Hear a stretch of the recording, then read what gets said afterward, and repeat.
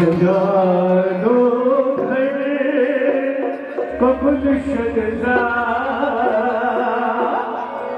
सजा दो घर को गुलशन सा, दो घर को गुलशन सा, मेरे घर का आए मेरे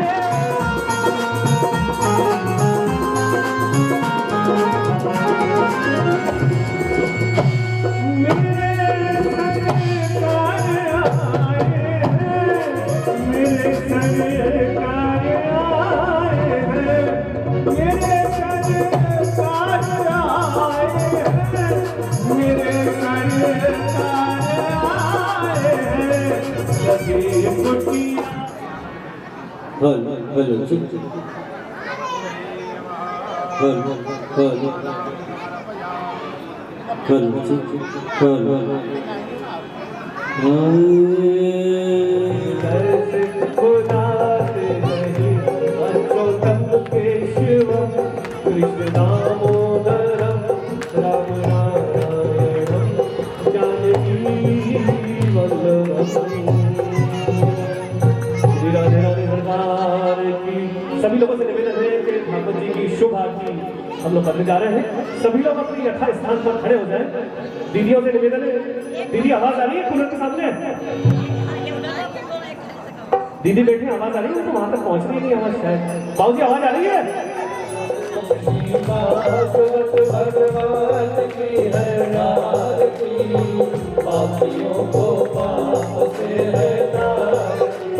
भागवत भगवान की है आरती, पापियों को पाप से तारती। भागवत भगवान की है आरती, पापियों को पाप से है तारती।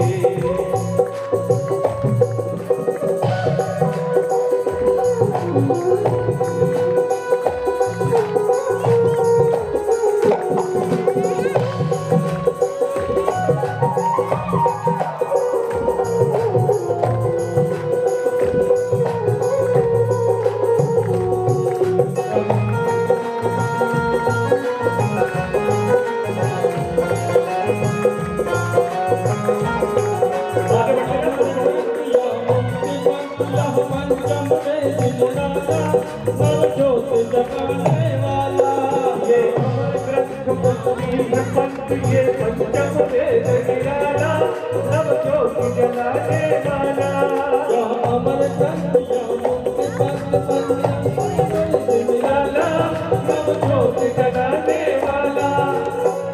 यही हरि नाम यही हरि नाम, जग के मंगल की आरती, पापियों को पाप से तारती। भागवत भगवान की है आरती, पापियों के दामोदरदारी।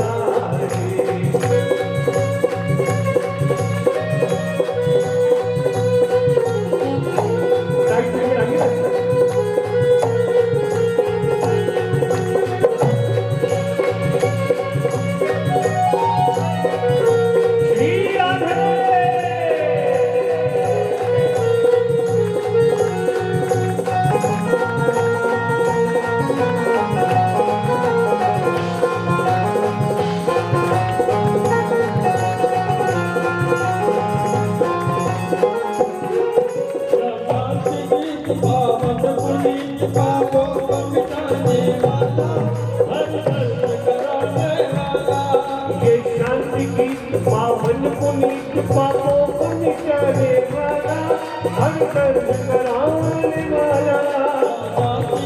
पावन पुनीत पापों को मिटाने वाला, हर कर्म कराने वाला।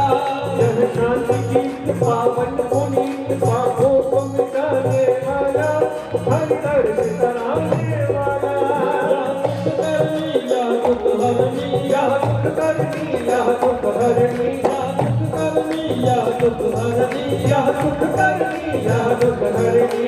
मधुसूदन की आरती, जय हो। श्री भागवत भगवान की है आरती, पापियों के पाप को हरती।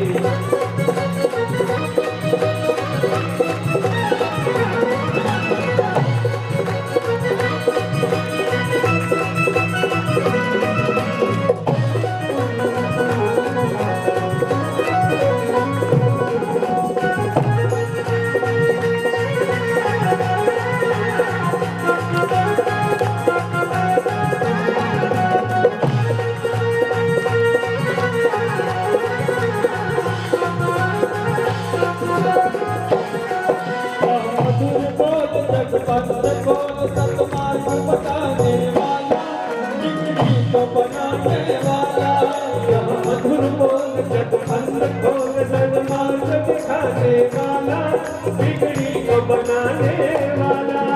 मधुर बोल जगबंद खोल सन्मार्ग बताने वाला, बिगड़ी को बनाने वाला। मधुर बोल जगबंद खोल सन्मार्ग दिखाने वाला, बिगड़ी को बनाने वाला। श्री राम यही घर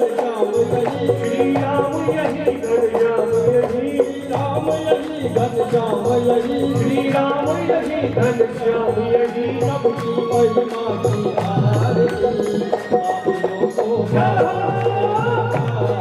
श्री भागवत भगवान की है आरती, पापियों को पाप से हराती। श्री भागवत भगवान है आरती, पापियों को पाप से हरती। भागवत भगवान की है आरती, पापियों को पाप से हरती। कपूर गौरव गणावतारम, संसार सारम भुजगेन्द्रनाथम, ज्ञान विद्ये भवं नमामि वैष्णवं नमः। नमामि वैष्णवं नमः, नमामि वैष्णवं नमः। कृष्ण गोविंद हरे मुरारी, हरे नारायण वासुदेवा। कृष्ण गोविंद हरे मुरारी, हे नाथ नारायण वासुदेवा। हे नाथ नारायण वासुदेवा, हे नाथ नारायण वासुदेवा। हे नाथ नारायण वासुदेवा। कृष्ण गोविंद हरे मुरारी, हे नाथ नारायण वासुदेवा। कृष्ण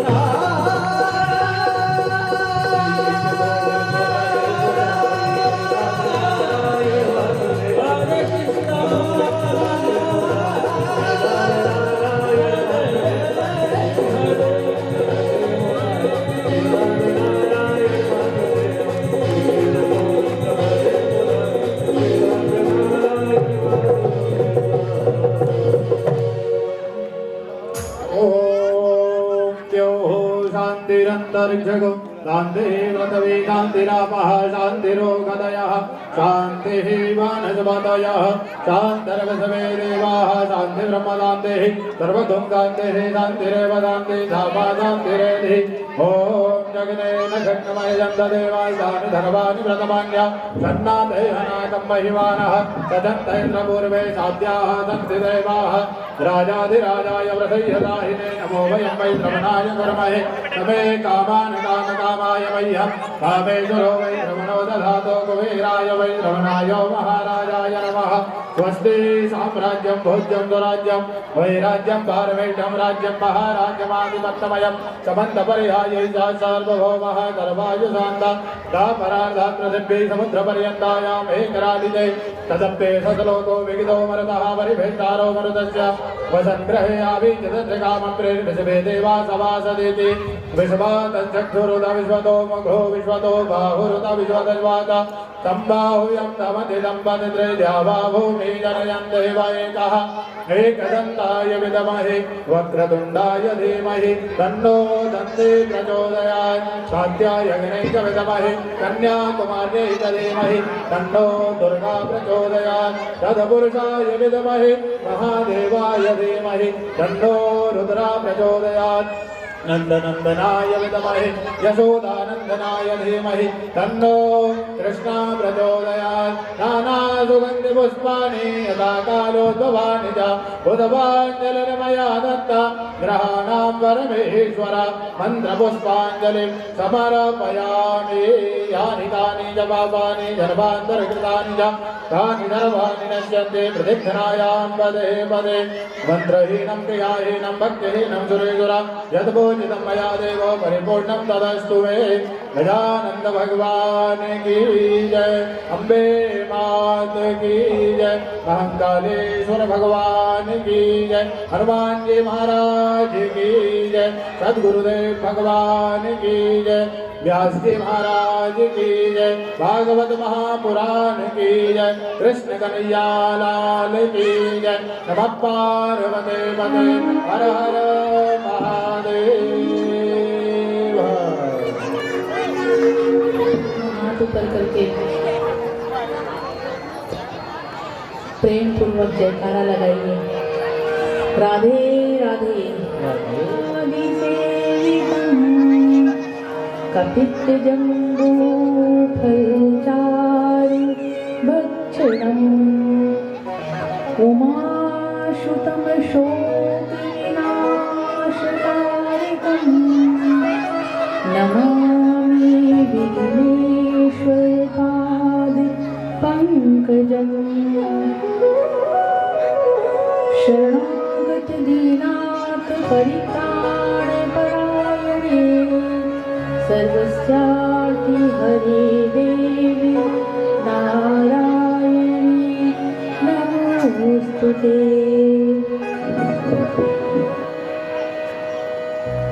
गुरुर्ब्रह्मा गुरुर्विष्णु गुरुर्देवो महेश्वरा गुरु साक्षात् परब्रह्मा तस्मै श्री गुरुवे नमः।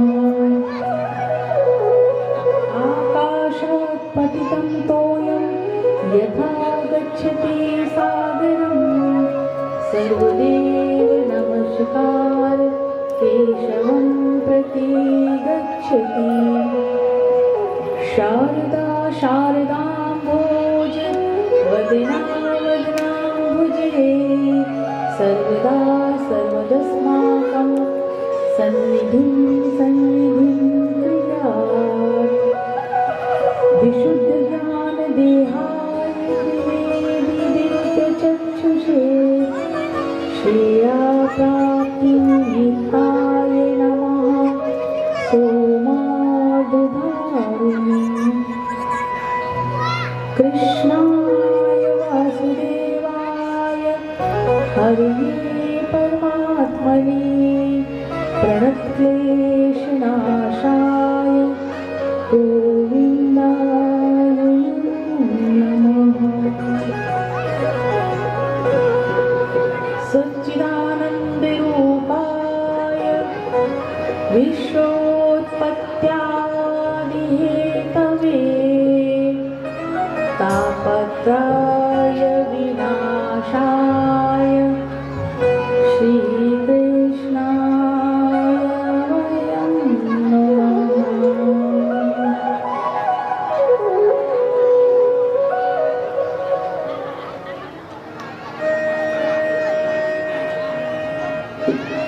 समस्त ग्राम देवता नगर देवता स्थान देवता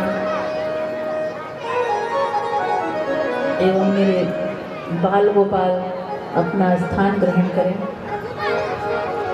श्रीमद् भागवत को शत शत नमन करती हूँ। व्यास जी अपना स्थान ग्रहण करें, सुखदेव मुनि अपना स्थान ग्रहण करें। यहाँ उपस्थित सभी कर्मठ कार्यकर्ता भाइयों को मेरा शत शत नमन है। मेरे सहयोगी साथियों का को मैं शत शत नमन करती हूँ, वंदन करती हूँ। इस आयोजन में तन मन धन से जो भी लोग सहयोग कर रहे हैं उन सभी का मैं वंदन करती हूँ, अभिनंदन करती हूँ। मेरे बाल गोपाल जो बच्चे आए हैं उनका भी मैं अभिनंदन करती हूँ। मातृशक्ति का भी मैं अभिनंदन करती हूँ। मेरे आश्रम से सहयोगी मेरे जितने भी साथी लोग आए हैं उनका भी मैं अभिनंदन करती हूँ, वंदन करती हूँ। इनका उत्साह था। आज 2 बार गाड़ी आई, क्योंकि मुझे लग रहा है अब अगली बार से 1 बजे से ही रवाना करना पड़ेगा। कल और बढ़ेगी संख्या, मुझे विश्वास है। बच्चों से मेरा ये निवेदन है कि बच्चे बिल्कुल शोर ना मचाएं। जैसे जब विद्यालय में जाते हैं, स्कूल में तो अपनी मैडम, आपकी मैडम बोलती थी ना, मुंह पे उंगली करके बैठो। बच्चों से मेरा निवेदन है कि बच्चे बिल्कुल भी शोर ना मचाए और सामने मेरी तरफ देखकर बैठो। मेरी तरफ देखो, पूरे समय मेरी तरफ ध्यान देना। जब भजन होगा तो उठ के नाचना, नृत्य करना, ठीक है? बहुत आनंद आएगा। तुम लोग कितने भाग्यशाली बच्चे हो जो इतनी कम उम्र में तुम लोग भागवत कथा सुन रहे हो। अपने माता पिता से पूछना कि तुमने किस उम्र में सुना था, और तुम अभी सुन रहे हो तो तुम देश का भविष्य बनोगे। तुम्हारा भविष्य बहुत उज्जवल रहेगा।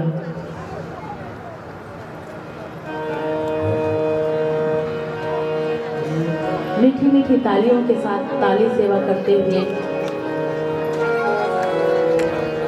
कीर्तन करें।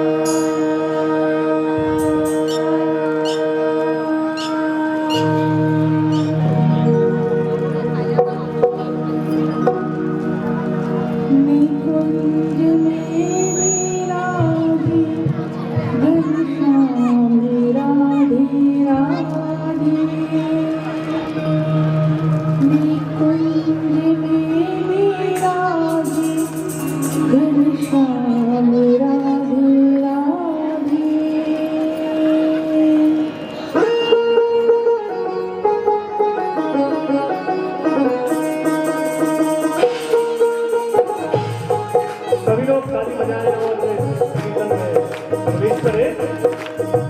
श्री राधे रानी सरकार की।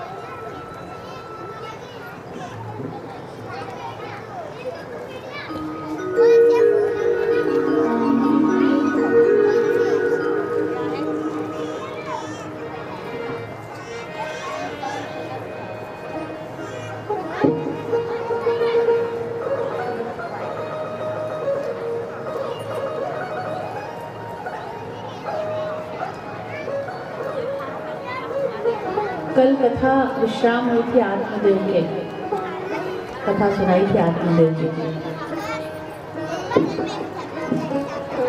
और कथा क्रम में कल मैंने आप लोगों को ये बताया था कि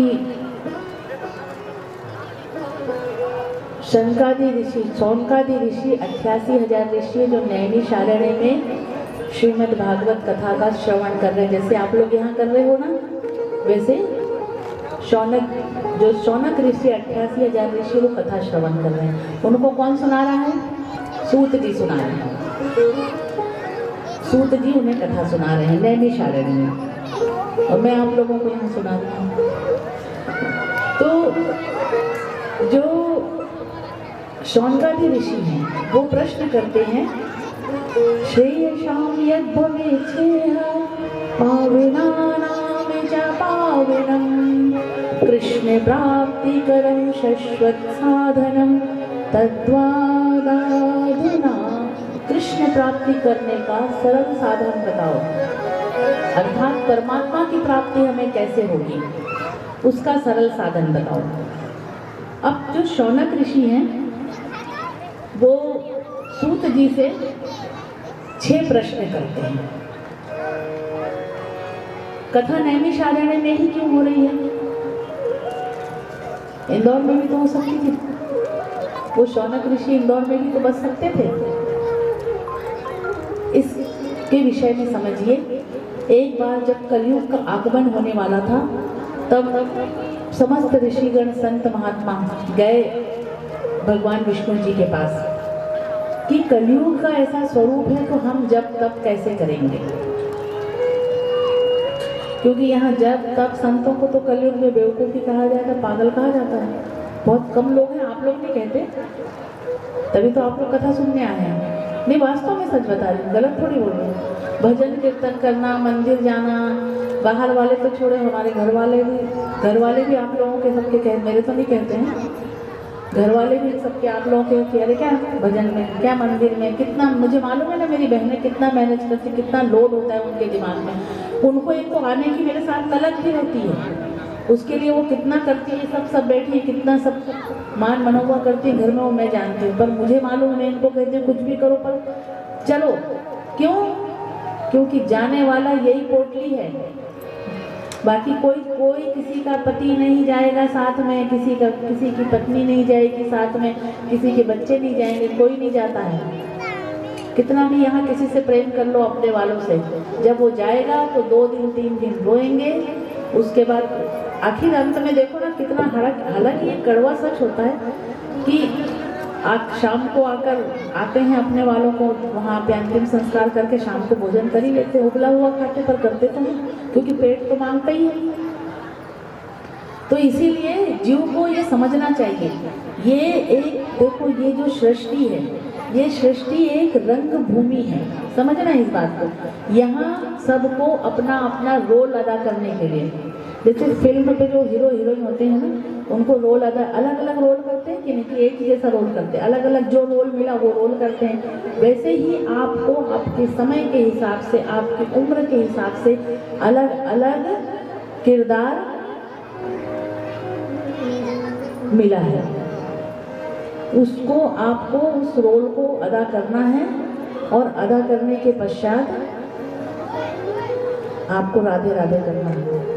जाना आपको अकेले ही, कितना भी यहाँ किसी से मोह कर लो, पूछना जाते समय कि मेरे साथ चलोगी, अगर ज़्यादा नहीं तो अपनी पत्नी से पूछ लेना।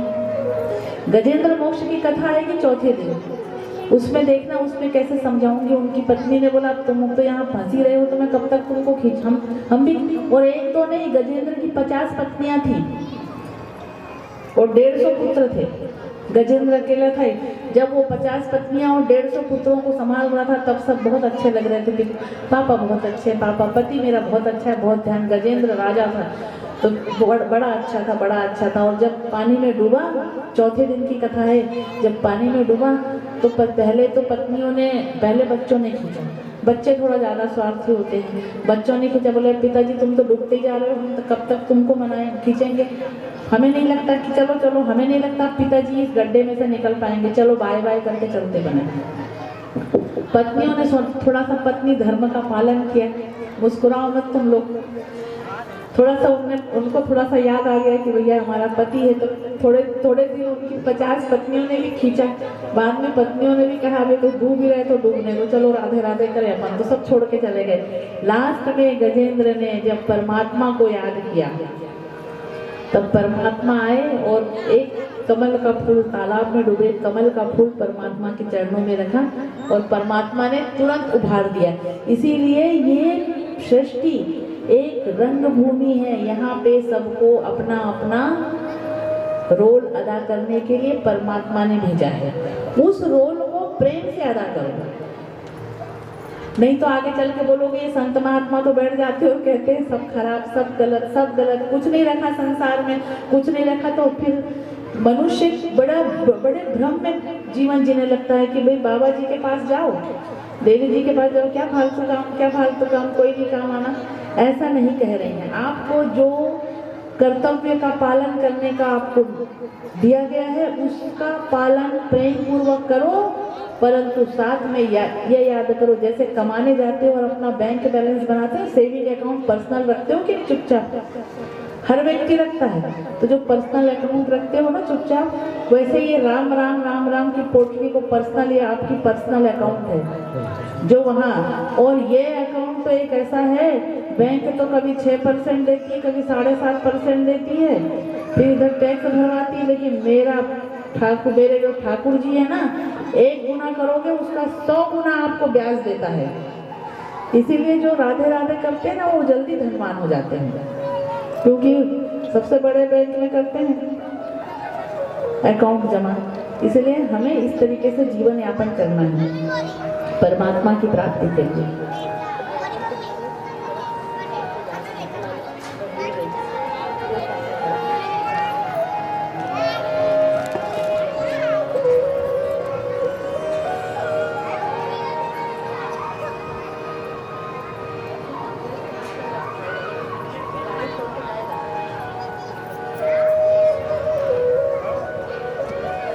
इस प्रकार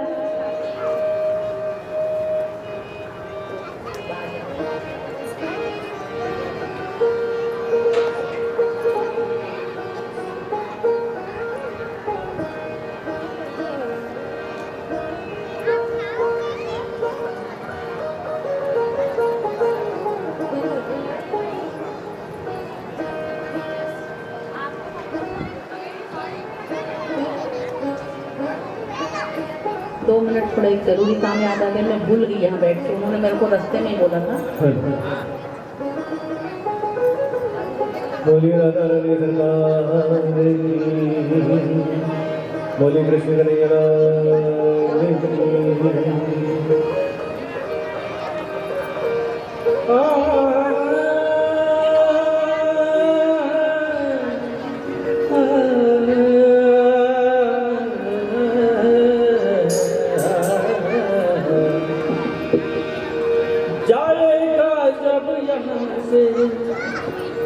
जाएगा जब यहाँ से कुछ भी ना पास होगा, 2 गज कफन का टुकड़ा तेरा लिबास होगा। 2 गज कफन का टुकड़ा तेरा लिबास होगा। जाएगा जब यहाँ से, जाएगा जब यहाँ से कुछ भी न पास होगा, 2 गज कफन का टुकड़ा तेरा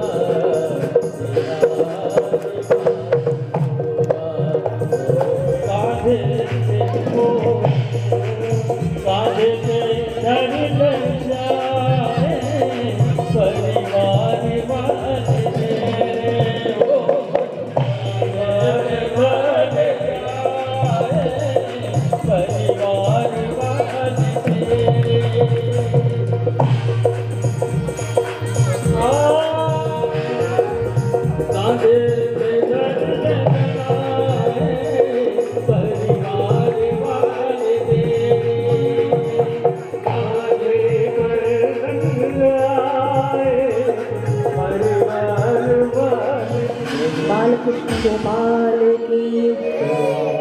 श्रीमद् भागवत क्या है, उसे श्रवण करके हमें किस तरीके से अपनाना है। निगम कल्पतरोर्गलितं शुक्रमुखादिमित द्रव्य संयुतं। निगम कल्पतरोर्गलितं,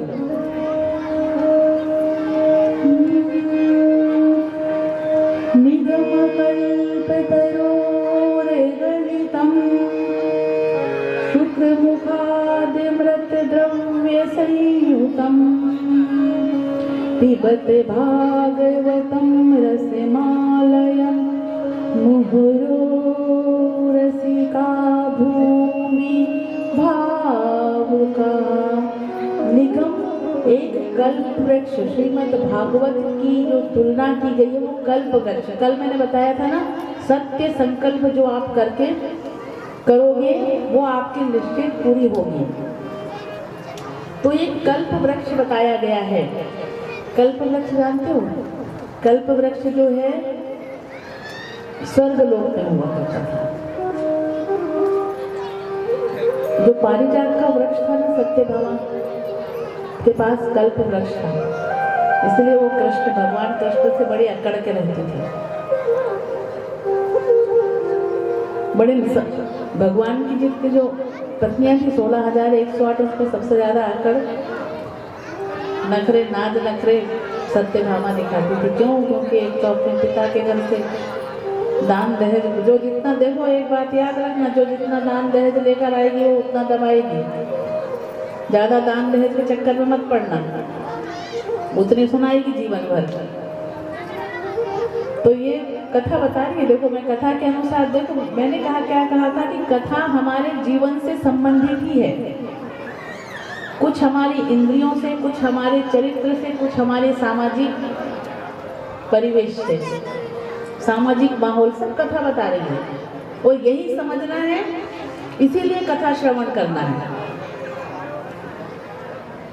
वैसे तो शास्त्रों में ऐसा कहा जाता है, संत भी ये कहते हैं, कई संतों का भी ये निर्णय है कि हर 3 महीने में एक भागवत जरूर सुनना चाहिए, कहीं भी सुनो।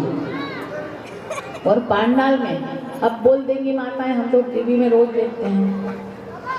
टीवी में देखना हो, किसी जैसे हम बीमार होते हैं तो हमें अस्पताल जरूर जाना पड़ता है। एक आध बार मेडिकल से गोली ला के खा लेते हैं, लेकिन हमारी बीमारी ठीक नहीं होती। 15 दिन बाद फिर हम वापस रिपीट करती है बीमारी। इसी प्रकार ये मन की बीमारी दूर करती है कथा जो है।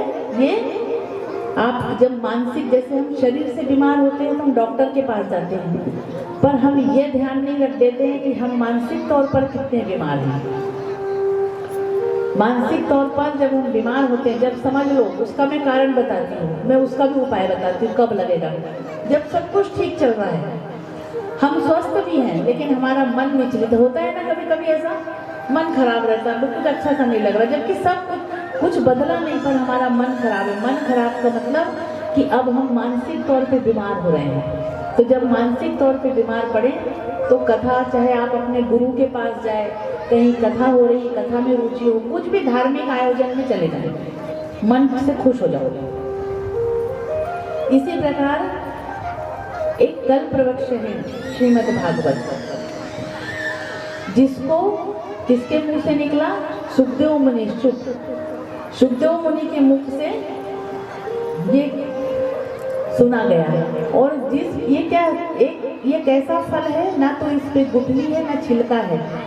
ये श्रीमद् भागवत एक ऐसा फल है, फल होता है जिसमें गुठली या छिलका होता है। हम कभी छिलका निकाल कर उसका रस पान करते हैं, या छिलका वो निकालते हैं, खा लेते हैं, या गुठली फेंक देते हैं, कुछ ना कुछ कमी होती है। लेकिन ये जो एक ऐसा मीठा फल है, इसमें ना तो छिलका है ना गुठली है, बस इसका खाली रस पान करते जाओ।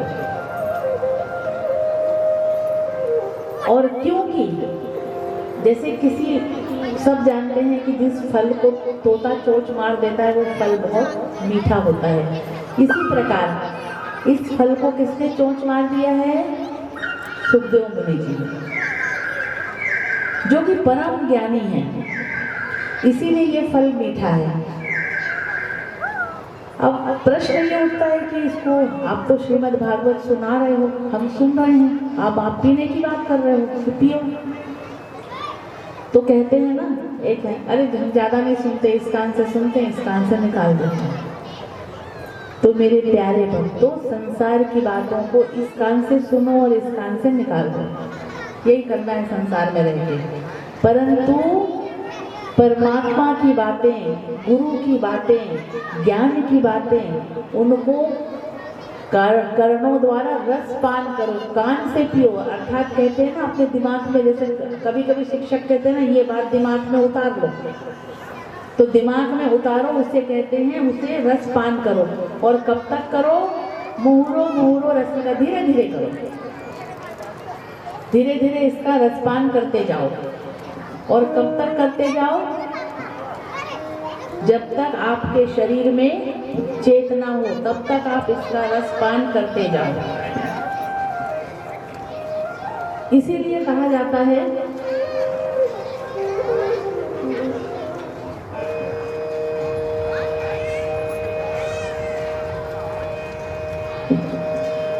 रामचरित जे सुनत अघाई, रामचरित जे सुनत अघाई, रस विशेष जाना बिन नाई, रस विशेष बिन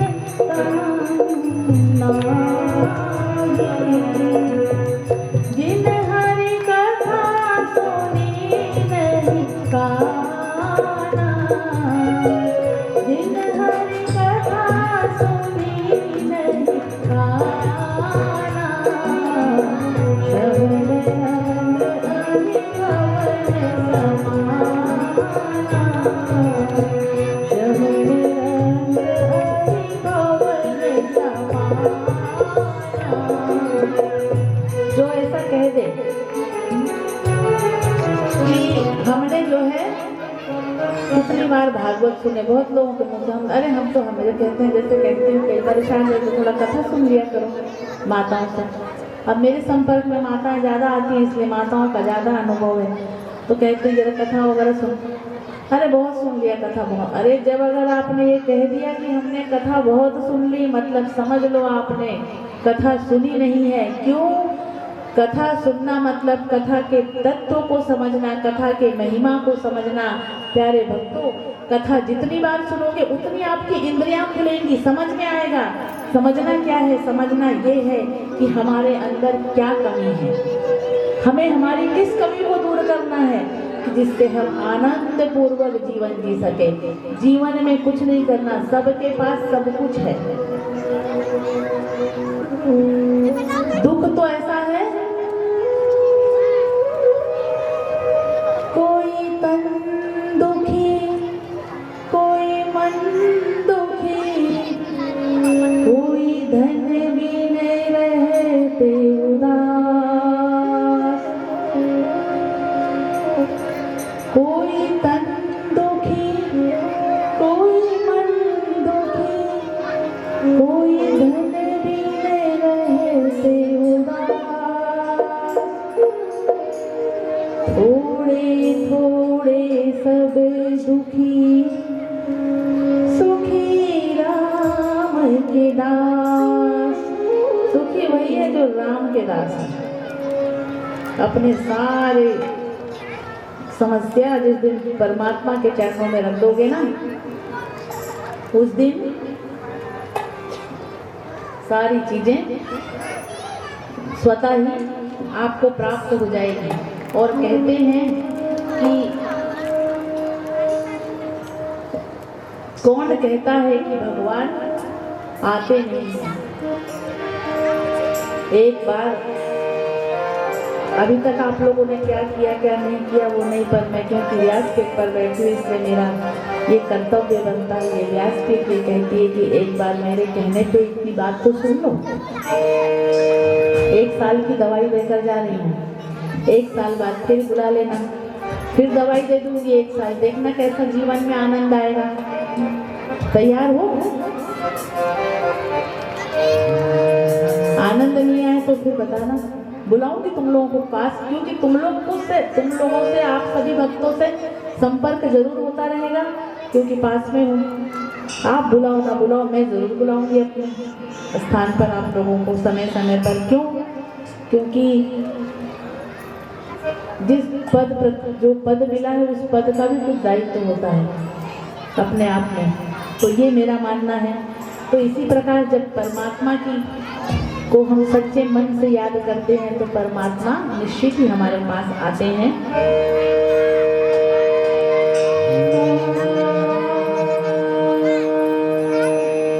अच्युतम केशवम कृष्णे दामोदरम, अच्युतम केशवम कृष्णे दामोदरम, राम नारायणं जानकी वल्लभम, राम नारायणं जानकी वल्लभम।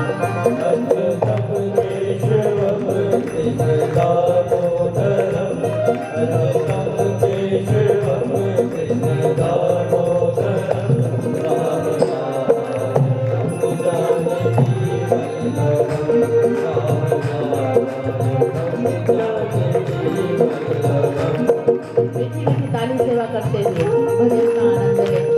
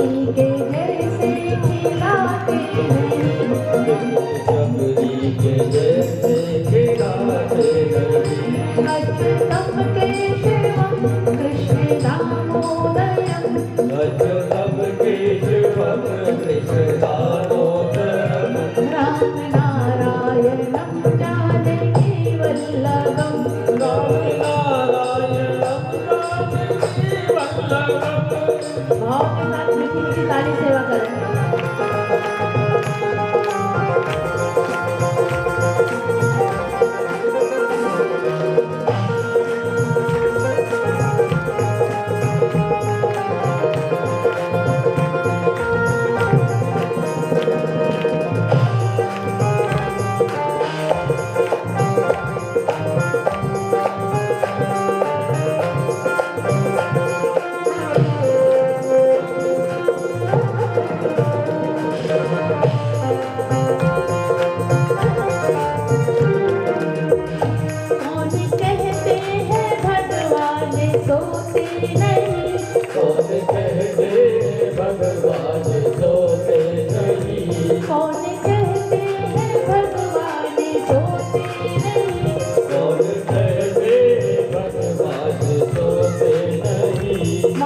यशोदा के जैसे सुलाते नहीं, माँ यशोदा के जैसे सुलाते नहीं, माँ यशोदा के जैसे सुलाते नहीं, माँ यशोदा के जैसे सुलाते नहीं।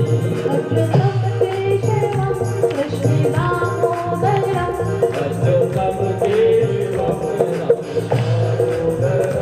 राम नारायणं जानकी वल्लभं, राम नारायणं जानकी वल्लभम्।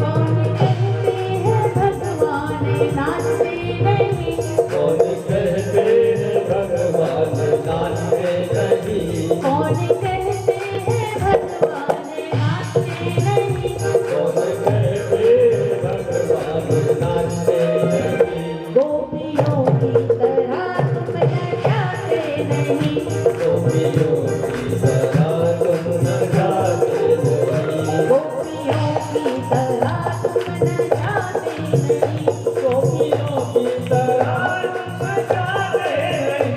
अच्युतम केशवम कृष्ण दामोदरम, अच्युतम केशवम दामोदरम, राम नारायणं जानकी वल्लभं, राम नारायणं जानकी वल्लभम्। राम नारायणं जानकी वल्लभं, राम नारायणं जानकी वल्लभम्। राम नारायणं जानकी वल्लभं, राम नारायणं जानकी वल्लभम्। राम नारायणं जानकी वल्लभं। जय करो राधा रानी सरकार का, बोले खाटू नरेश की।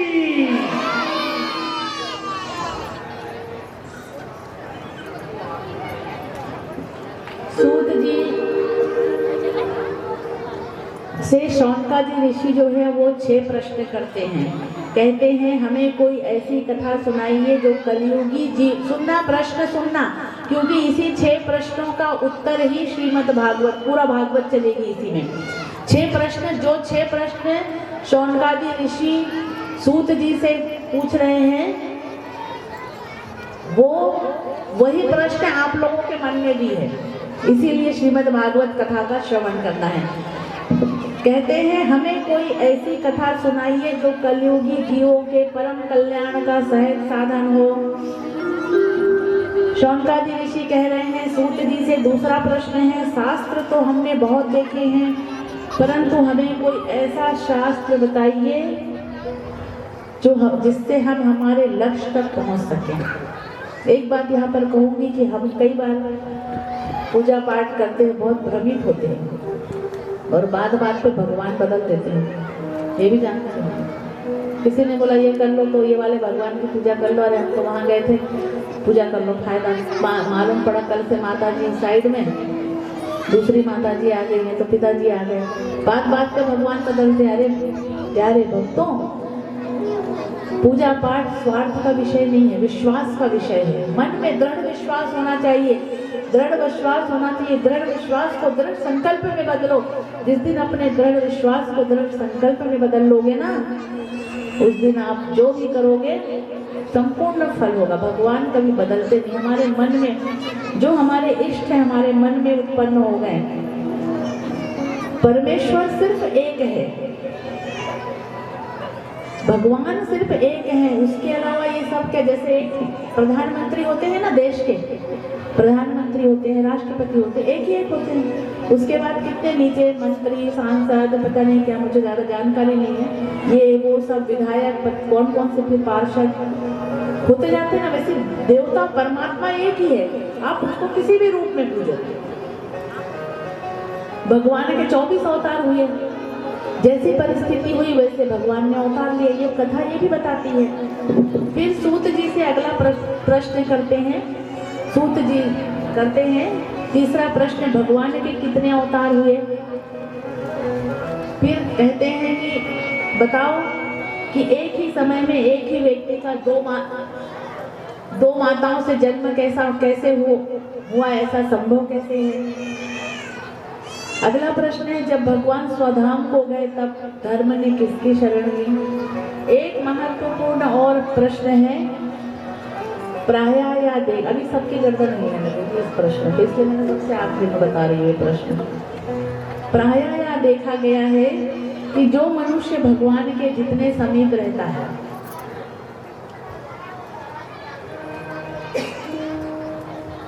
वो उतना ही दुखी रहता है। ऐसा क्यों? इतनों की गर्दन हिली। हाँ, हम तो भगवान की बहुत पूजा पाठ करते हैं, फिर भी भगवान हमको दुख देता जाता है। ऐसा नहीं है। इस प्रश्न का जवाब मैं अभी दे देती हूँ आप लोगों को। देखो, भाग्य का निर्माण कैसे होता है, समझना इस बात को। भाग्य क्या है? बहुत भाग्यवादी होते हैं, हर मनुष्य ये कह देता है कि हम तो क्या करें, हमारा कोई भी काम सफल नहीं होता है क्योंकि हमारा भाग्य खराब है।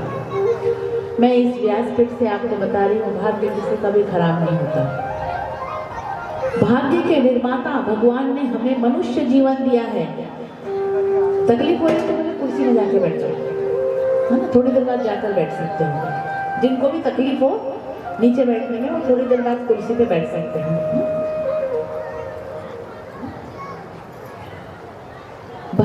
हमारे भाग्य के निर्माता हम स्वयं होते हैं।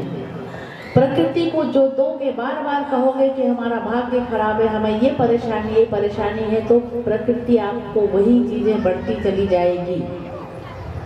जिस दिन कहोगे हमारा भाग्य, मैं अपने बच्चों को सिखाती हूँ बाल संस्कार शाला में मैं उनसे वो छोटे छोटे बच्चे आते हैं 3-3 साल के, कहते हैं, मैं उनसे कहती हूँ बताओ, बोलो मैं एक सतयुगी आत्मा हूँ। तो मेरे बच्चे मेरे को देखने साथ ही बोलते हैं, हमने गुरु माता, मैं एक सतयुगी आत्मा हूँ, मैं शांत स्वरूप आत्मा हूँ, मैं प्रसन्नचित्त आत्मा हूँ।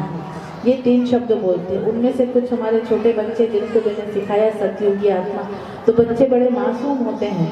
मैंने कहा ना, बच्चे बिल्कुल कच्चे घड़े के समान होते हैं, उसे आप जैसे ढालो वैसे ढलते हैं। मेरे बच्चे मुझसे पूछते हैं इसका अर्थ तो बताओ क्या होता है सतयुगी। छोटे बच्चे हैं अभी, तो मुझे बड़ा अच्छा लगा कि इनकी जिज्ञासा देखो। तो मैं उनसे जो छोटे हैं उनको, जो थोड़े बड़े हैं उनको समझाया। जो छोटे हैं उनसे मैंने कहा तुम अभी सिर्फ इस लाइन को बोलो। तो इस प्रकार हमारे भाग्य का निर्माण कैसे होता है कि कुछ हमारे पूर्व प्रारब्ध होते हैं। समझना इस बात को, कुछ हमारे पूर्व जो पिछला जो बोए हो उसका कुछ तो, और मैंने कहा मेरे ठाकुर जी बहुत थोड़ा देते हैं। ऐसा नहीं कि बैंक से हमने लोन लिया, 1 महीने नहीं भरा तो अगले महीने नोटिस आ गया, फिर अगर वो फिर नहीं भरा तो कुड़की हो गई दिवालिया।